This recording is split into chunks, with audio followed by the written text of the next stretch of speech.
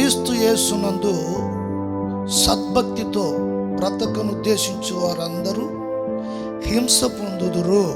హల్లెలూయా. నిజంగా ప్రభు కొరకు జీవిస్తున్న వాళ్ళారా, నీ జీవితంలో అనుకోవచ్చు, నాకే ఎందుకు ఇలా జరుగుతుంది, నాకే ఎందుకు ఈ అనారోగ్యం, నాకే ఎందుకు ఈ అవమానము, నాకే ఎందుకు ఈ కష్టము, నాకే ఎందుకు ఈ హేళన అని నువ్వు అనుకోవచ్చు. నీ జీవితంలో నాకే ఈ హింసలు ఎందుకు అని అనుకోవచ్చు. దాన్ని బట్టి ఈ రోజున వాక్యం నీకు తెలియజేస్తున్న సంగతి ఏమిటో తెలుసా?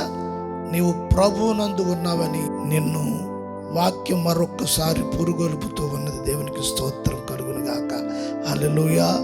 ప్రభువు నందు బ్రతుక ఉద్దేశము కలిగిన వారి జీవితంలో జరుగుతున్న ప్రతి కష్టమైన పరిస్థితులన్నిటినీ కూడా అవి ఎందుకు అనేది నీవు ప్రశ్నించేవాడుగా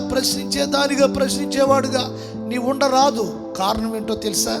ప్రభువునందు నీవు జీవిస్తూ ఉన్నావు. నీ బ్రతుకు ప్రభు మహిమ కొరకు, నీ కష్టము ప్రభు మహిమ కొరకు, నీ జీవితము ప్రభు మహిమ కొరకు. హల్లెలూయా.